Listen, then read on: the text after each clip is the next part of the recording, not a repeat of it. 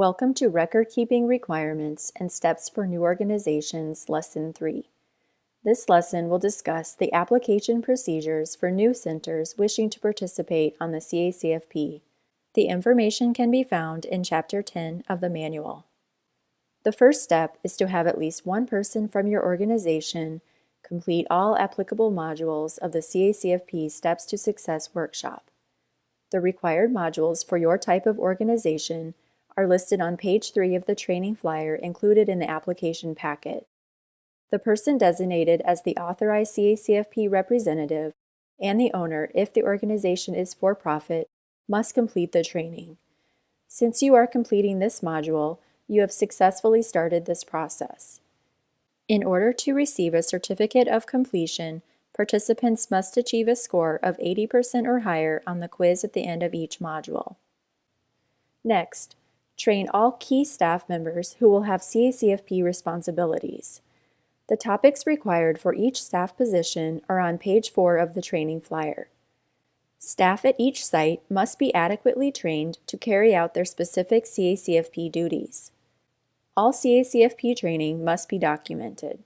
Refer to Module 9 covering Chapter 7 for specific information about training and documentation requirements. As discussed in Lesson 1, centers must set up all required CACFP record-keeping systems, including monthly, fiscal year, permanent, and food service files. After all key staff have been trained, begin keeping CACFP records as though you are on the program. Request an application packet from the state agency if you have not already done so. Fill out the application packet to the best of your ability, but do not mail it in. The packet must be complete prior to the pre-approval visit that will be conducted by a regional state agency consultant. The purpose of the pre-approval visit is to verify record-keeping systems meet CACFP requirements to ensure accurate claims, meals served to participants comply with CACFP requirements, the center has adequate food storage, food preparation, and dining areas for acceptable mealtime service. If the center is for-profit, that 25% of enrolled participants meet eligibility requirements, and the application is complete and correctly filled out. The consultant will provide feedback and assistance as needed for areas that do not meet requirements. The pre-approval visit is also an opportunity to ask your CACFP consultant any questions you may have. At the time of the pre-approval visit, the consultant will recommend the organization for participation, require additional steps that must be completed prior to participation, or recommend denial of participation. After the pre-approval visit, centers should complete any steps the consultant identifies are needed before submitting the application packet to the state agency. When complete, submit a signed copy of the pre-approval visit form along with a completed CACFP application packet to the state agency. After submission, the application packet will be reviewed and the organization will be emailed by the state agency if any incorrect or missing information needs to be addressed. This email will also include instructions for completing the online phase of the application. The state agency's Information Technology Department will email a username and password directly to each person listed on the Iowa CNP Access Request Form.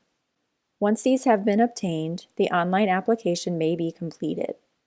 The online application includes the organization application, budget, management plan, checklist, and site application. Be sure to set aside ample time to work on the online application. After the online packet has been submitted, it will be reviewed by the state agency. The organization will be contacted if adjustments are needed.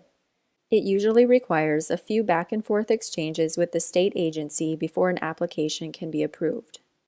Within 30 days of submitting a complete application, you will be notified of approval or denial to participate on the CACFP. If your organization is approved, you will receive a letter with the beginning date of approval. Applications can be approved retroactive to the first of the month prior to the month in which the application was approved, if the following conditions are met. All required CACFP records are complete, correct, and on file. as documented at the pre-approval visit, and license, inspection, or approval documentation has been received by the state agency. For example, if an application is approved on August 15th and all of the required conditions have been met, the beginning date of approval can be as early as July 1st. Centers can begin claiming meals starting on the effective date stated in the CACFP approval letter. After approval, continue to keep all required CACFP records, receive regular state agency CACFP training, train new CACFP staff before they assume their CACFP duties, provide regular training and supervision of all CACFP staff, and last, be sure that board members, owners, and any others in supervisory or management positions clearly understand all requirements for correct operation of the CACFP. To maintain CACFP eligibility, CACFP renewal procedures must be completed on an annual basis, usually in late summer. This concludes the lesson on CACFP application procedures for new centers. If you have questions, contact the state agency or your area consultant. Contact information can be found in the front of the CACFP Administrative Manual.